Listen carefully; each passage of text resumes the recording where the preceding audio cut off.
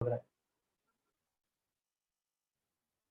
देखो ultra filtration, अब filtration क्या होता है, नॉर्मल फिल्टर पेपर लेते हैं और उससे सॉल्यूशन को पास कराते हैं, तो वो नॉर्मल फिल्ट्रेशन प्रोसेस होती है। अब अल्ट्रा फिल्ट्रेशन में क्या करते हैं, जो आपका फिल्टर पेपर होता है ना, उस फिल्टर पेपर, लेट से ये आपका फिल्टर पेपर है, तो फिल्टर पेपर में जो पोर साइज होता है, पोर साइज मतलब जो जिससे कि आपके जो पार्टिकल्स है वो पास हो रहे हैं, वो बड़ा होता है। तो हम क्या करेंगे, इस फिल्टर पेपर को किसी ऐसे सॉल्यूशन में डिप करेंगे जिस जिस सॉल्यूशन के पार्टिकल्स आके इस होल में क्या हो जाए, एक्यूमुलेट हो जाए, गैदर हो जाए, और उसको उसके बाद हम इसको क्या कर लेंगे, ड्राई कर लेंगे। ड्राई करने से जैसे ये सूख जाएगा, जो पोर साइज है उसमें क्या आ गए, पार्टिकल्स आ गए, तो पोर साइज आपका क्या हो जाएगा, छोटा हो जाएगा। अब पोर साइज छोटा हो गया, तो अब हम क्या कर सकते हैं, इजीली फिल्टर कर सकते हैं या प्यूरिफाई कर सकते हैं। तो ये हमारा अल्ट्रा फिल्ट्रेशन होता है। समझ में आया क्या किया मैंने, फिल्टर पेपर को किसी ऐसे सॉल्यूशन में डिप किया, डिप करने के बाद ड्राई कर दिया, जिससे कि पोर साइज क्या हो जाए, रिड्यूस हो जाए। तो देखो क्या लिखा है, sol particle directly pass through, ये रहा देखो, sol particle directly pass through ordinary filter paper because their pore size are larger than size of Sol particle। ये मैंने आपको बता दिया ना कि जो फिल्टर पेपर के पोर साइज होते हैं वो कोलाइडल सॉल्यूशन के जो पार्टिकल्स हैं उनसे बड़े होते हैं, तो कोलाइडल सॉल्यूशन क्या हो जाता है, नॉर्मल फिल्टर पेपर से पास हो जाता है। ठीक है, तो फिर हम क्या करेंगे, अगर हम जो ऑर्डिनरी फिल्टर पेपर है उसके पोर्स को क्या कर दें, स्मॉलर कर दें, बाय किस प्रोसेस से, soaking the filter paper in a solution of gelatin. ये याद रखना, किसके सॉल्यूशन में डिप करते हैं जिलेटिन और, ठीक है, कोलोडियन, ये नाम याद रखना, collodion, and subsequently harden by soaking in formaldehyde, और उसके बाद उसको किस में हम डिप कर दें, फॉर्मेल्डिहाइड में डिप कर दें। ठीक है, तो इससे क्या होगा ये, और इसके बाद हम उसको ड्राई कर दें, तो ड्राई करने से क्या होगा, पोर साइज आपके रिड्यूस हो जाएंगे। तो ये जो प्रोसेस है इससे आपके पार्टिकल का साइज छोटा हो गया, है ना। तो ये ट्रू सॉल्यूशन को तो अलाउ कर देगा पास होना अपने में से, क्योंकि ट्रू सॉल्यूशन के पार्टिकल और भी छोटे होते हैं, लेकिन कोलाइडल सॉल्यूशन के पार्टिकल इससे पास नहीं हो पाएंगे। ऐसे फिल्टर पेपर को हम क्या बोलते हैं, ultra filter paper. Ultra filter paper क्या होता है, क्लियर हुआ, या आप घर पे भी प्रिपेयर कर सकते हो। और ये जो प्रोसेस होती है अल्ट्रा फिल्टर पेपर से सेपरेट करने की, इसको हम अल्ट्रा फिल्ट्रेशन बोलते हैं। अब ये कोलाइडन क्या होता है, यहाँ पे एक वर्ड यूज हुआ ना, इधर हम जिलेटिन में डिप कर सकते हैं या किसमें ये डिप कर सकते हैं, कोलाइडन। तो कोलाइडन का ये याद रखना कंपोजिशन कि ये 4% सॉल्यूशन होता है, किसका, नाइट्रोसेल्यूलोज का, किसके मिक्सचर में, अल्कोहल एंड वाटर के मिक्सचर में। तो अब इसमें लिखना क्या है, तो लिखो ultra filtration, the pore size the लिखो the pore size of normal filter paper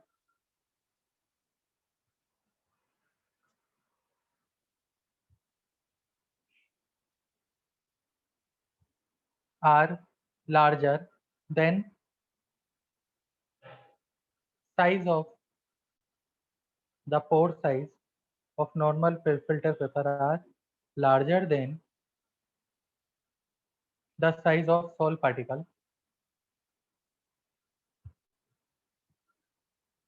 Hence,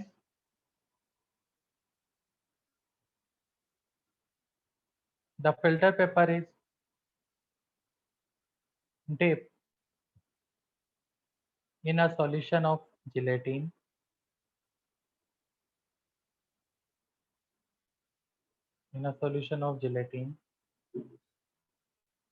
or collodion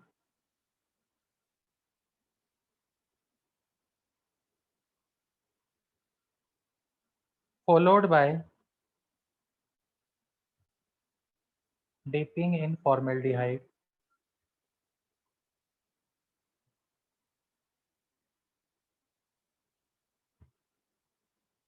ठीक है, and then drying and then drying. This reduces this reduces the size of pore size of filter paper This reduces the pore size of filter paper.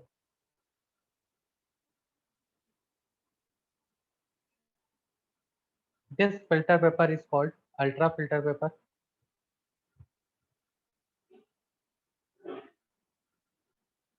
And the process of filtration of colloidal particle and the process of filtration of colloidal particle by this filter paper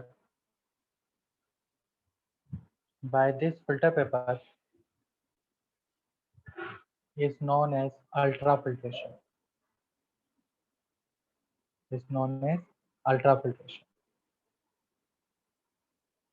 ठीक है, और ये लिख लेना कि जो आपका collider होता है वो कोलाइडन क्या होता है, 4% solution of nitrocellulose in a mixture of alcohol and water.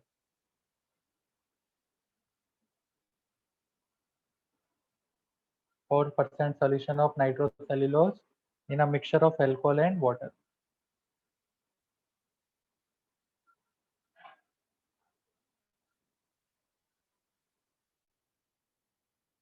ठीक है ना, तो अल्कोहल एंड ईथर कर लेना आप, in a mixture of alcohol and ether. नहीं आया? देखो टिंडल इफेक्ट क्या होता है, अपन ये डायग्राम से समझते हैं कि आपके पास क्या है, आपने एक सॉल्यूशन ले लिया कोलाइडल सोल का, और यहाँ से एक बीम ऑफ लाइट आप क्या करा रहे हो, पास करा रहे हो। जब आपने बीम ऑफ लाइट को पास कराया तो आप उसके परपेंडिकुलर यानी टॉप से देख रहे हो, तो आपको ये जो लाइट है, लाइट जो जा रही है उसका पाथ दिखाई देगा, किस तरह से वो लाइट आगे मूव कर रही है। आपने देखा होगा ना, जब आपके डार्क रूम में, मतलब घर में कोई ऐसा कमरा हो जहाँ पर बिल्कुल अंधेरा रहता हो और उसमें कोई रोशनदान हो, तो उस रोशनदान को खोलोगे आप तो जो सूरज की किरणें हैं वो आपको आते हुए ऐसे दिखाई देती है। ऐसा कुछ हेजेस सा, मतलब ऐसा कुछ ब्लड सा आपको दिखाई देता है या येलो कलर का। तो उसमें क्या हो गया, ये क्या दिखा रहा है, ये आपको पाथ ऑफ लाइट दिखा रहा है कि लाइट आपकी इस तरह से प्रोपोगेट कर रही है। तो ये जो प्रोसेस है ये हमारी क्या कहलाती है, टिंडल इफेक्ट कहलाता है। अब इसमें होता क्या है ना, टिंडल इफेक्ट यानी ये हमें कब दिखेगा, अपन नॉर्मली अगर कोई नॉर्मली विंडो ओपन करते हैं तब तो हमें ये जो पाथ है लाइट का या बीम है हमें नहीं दिखाई देती है ना, सिर्फ ये कब दिखाई देती है, जब हम डार्क रूम में ओपन कर रहे हैं या फिर हमने किसी कोलाइडल सॉल्यूशन से लाइट बीम को पास कराया और उसके राइट एंगल से हम देखते हैं, ऊपर से देख रहे हैं तभी दिखाई देता है। तो अब इसके क्या रीजन है, कब आपको टिंडल इफेक्ट दिखाई देगा। देखो इसमें होता क्या है कि जो लाइट आपकी आ रही है जब वो सॉल्यूशन से पास होती है, तो सॉल्यूशन में जो कोलाइडल पार्टिकल है उनका साइज कुछ ना कुछ होता है, एटलीस्ट ट्रू सॉल्यूशन से तो बड़ा ही होता है, अपन ये बोल सकते हैं। तो जब लाइट ट्रेवल कर रही होती है तो लाइट के पाथ में ये पार्टिकल आता है, तो इस पार्टिकल से लाइट क्या होती है, रिफ्लेक्ट होती है डिफरेंट एंगल पे, डिफरेंट एंगल पे लाइट क्या होती है, रिफ्लेक्ट होती है। कुछ ऐसे जाएगी, फिर यहाँ वाले पार्टिकल से क्या होगी, कोलाइड करेगी, फिर डिफ्लेक्ट होगी। तो इस तरह से डिफ्लेक्ट होते होते होते वो क्या हो जाती है, आगे मूव कर जाती है। तो ये जो पाथ है लाइट का, ये हेजीनेस हो गया ना, मतलब अपन को रिफ्लेक्शन का कुछ ऐसा दिखाई दे रहा है, तो ये जो प्रोसेस है ये कहलाती है टिंडल इफेक्ट। यहाँ तक क्लियर भाई, थोड़ा सा एक आइडिया लगा क्या होता है टिंडल इफेक्ट। हाँ। देखो टिंडल इफेक्ट क्या होता है तो लिखो, scattering of a beam of light, scattering of a beam of light by a medium containing small suspended particles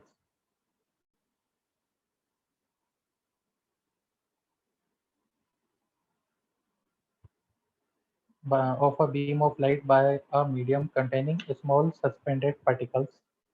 Example, smoke, dust, etc.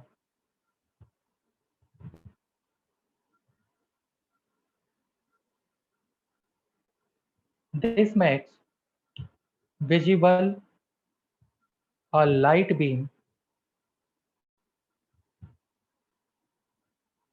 entering a window,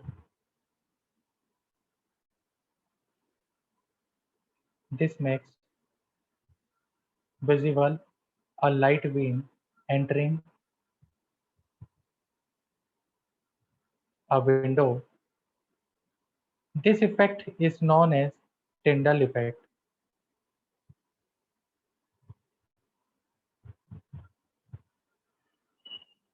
तो अपन ने जो यहाँ पर लिखा था ना स्मॉल सस्पेंडेड पार्टिकल, इसके ब्रैकेट में लिख लेना कोलाइडल पार्टिकल्स।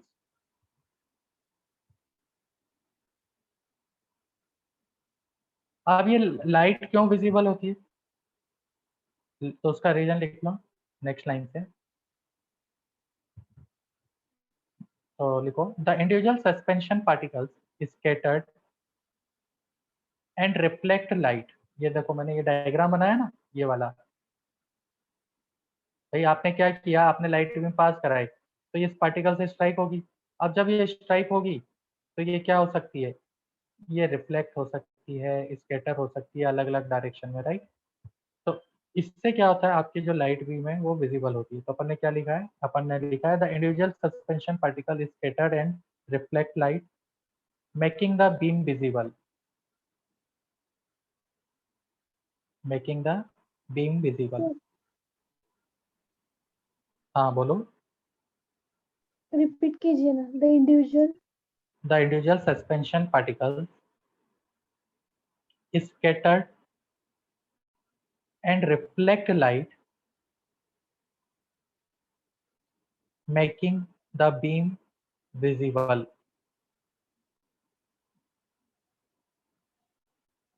नेक्स्ट लाइन से लिखो।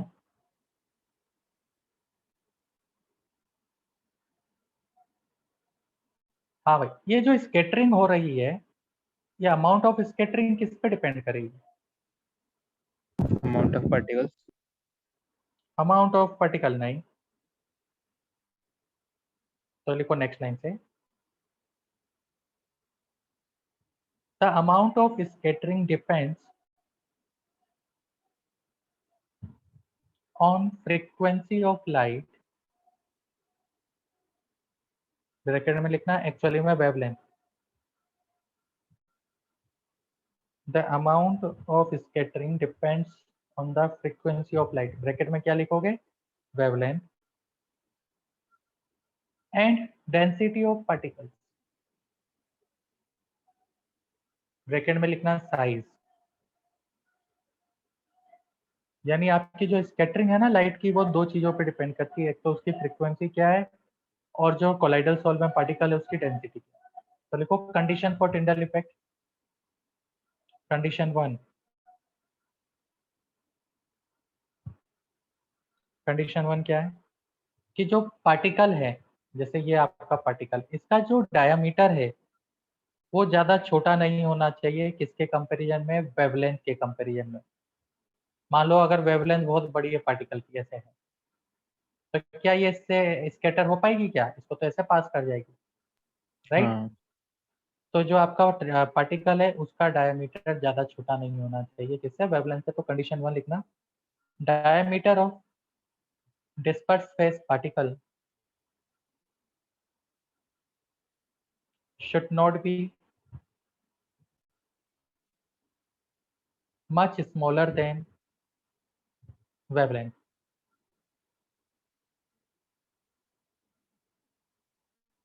The diameter of dispersed phase particle should not be much smaller than wavelength of light used.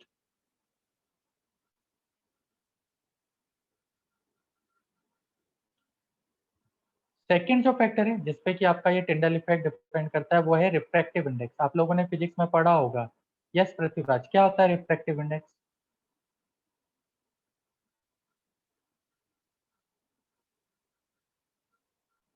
जल्दी बोलो, व्हाट इज रिफ्रैक्टिव इंडेक्स। अरेंजे, कुछ आइडिया है रिफ्रैक्टिव इंडेक्स का।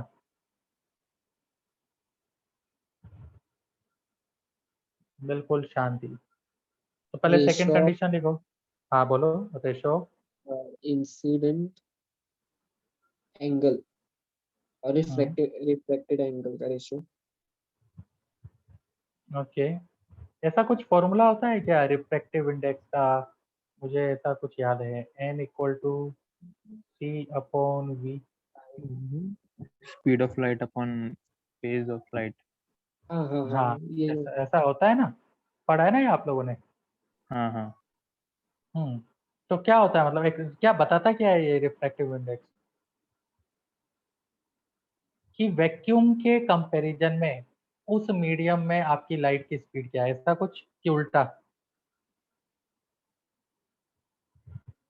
वैक्यूम में जो लाइट की स्पीड है उसका उस मीडियम में उस लाइट की स्पीड से रेशो बताता है, यही बताता है। हाँ। तो जो रिफ्रैक्टिव इंडेक्स है, सेकंड कंडीशन लिखना, the refractive index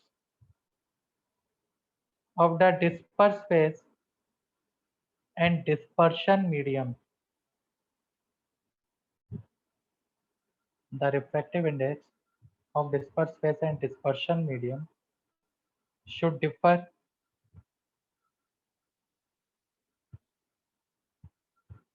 in large magnitude.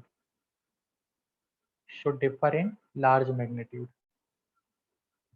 तो इन दो फैक्टर्स पे ही आपका टिंडल इफेक्ट डिपेंड करेगा। अगर पार्टिकल का साइज छोटा है तो वहाँ पे भी टिंडल इफेक्ट देखने को नहीं मिलेगा, इसलिए ट्रू सॉल्यूशन में हमें टिंडल इफेक्ट दिखाई नहीं देता है, क्योंकि वहाँ पे पार्टिकल साइज बहुत छोटा होता है।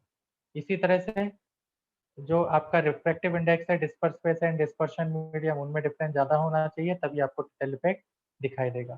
तो यहाँ तक क्लियर है? टिंडल इफेक्ट समझ में आया और उसकी कंडीशन क्लियर है अनुजा? हाँ सर। ठीक है, तो ये था अपना टिंडल इफेक्ट, है ना? इस पे सीधा सीधा क्वेश्चन पूछा जाता है ये। यस, नेक्स्ट हेडिंग डालो, Brownian movement.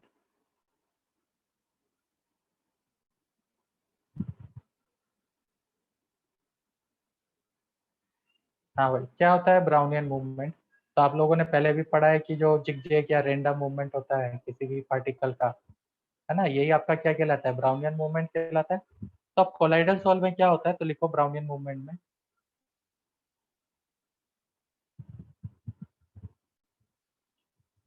In a colloidal solution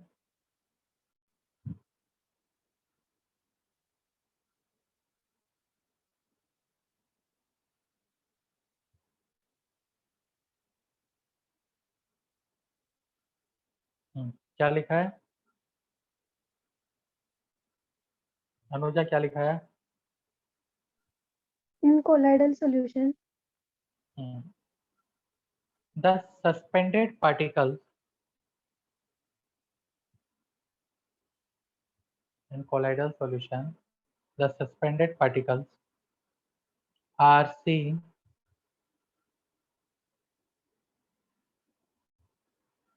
the suspended particles are seen in a state of continuous motion, in a state of continuous motion in zigzag path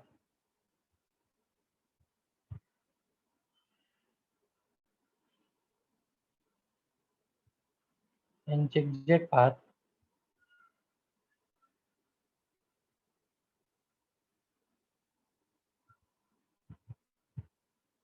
this continuous movement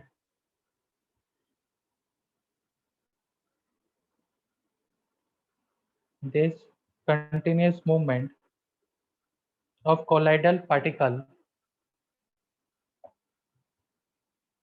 in dispersion medium is called Brownian movement.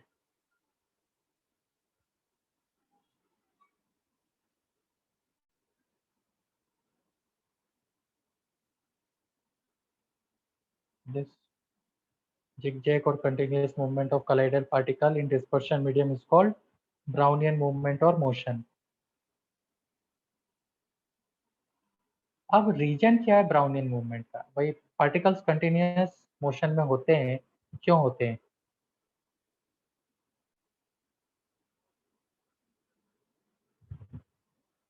हाँ भाई, क्यों होती है Brownian movement?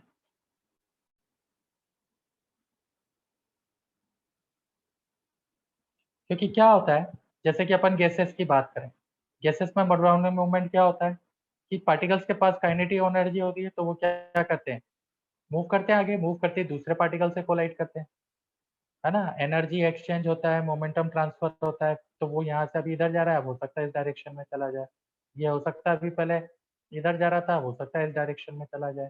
तो लिखो reason, because the particles are bombarded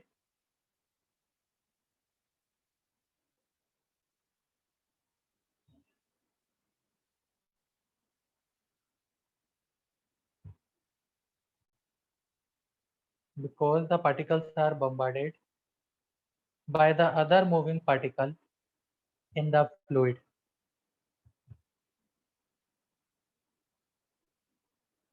Because particles are bombarded by the other particles moving in the fluid.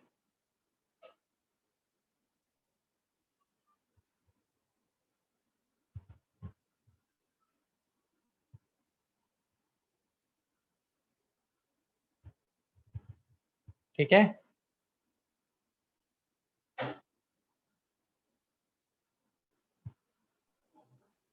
Okay. अब question ये है कि क्या सस्पेंडेड पार्टिकल भी ब्राउनियन मूवमेंट शो कर सकते हैं, कोलाइडल भी शो कर सकते हैं, और क्या ट्रू सॉल्यूशन भी ब्राउनियन मूवमेंट शो कर सकते हैं, या इसके लिए कोई पर्टिकुलर कंडीशन है कि पार्टिकल साइज इतना ही होना चाहिए? हाँ भाई, क्या सस्पेंशन में ब्राउनियन मूवमेंट देखने को मिल सकता है? अपन क्या बोल सकते हैं, जितना हैवी पार्टिकल होगा ब्राउनियन मूवमेंट होने की टेंडेंसी कम होगी। पृथ्वीराज, क्यों कम होगी?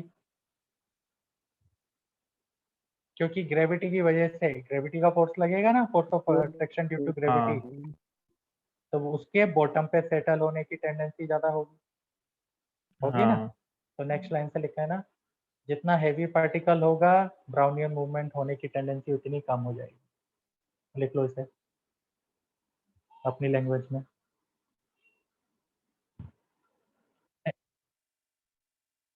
मैंने ये बोला है कि जितना हैवी पार्टिकल होगा ना, उसके बॉटम पे सेट होने की टेंडेंसी उतनी ज्यादा होगी, और बॉटम पे सेट होने की टेंडेंसी ज्यादा है तो ब्राउनियन मूवमेंट करने की टेंडेंसी क्या होगी, उतनी ही कम होगी।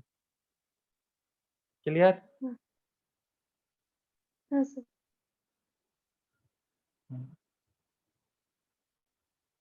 Okay,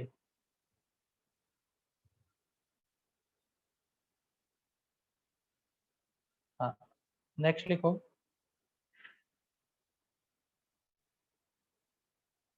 the Brownian movement has a steering effect.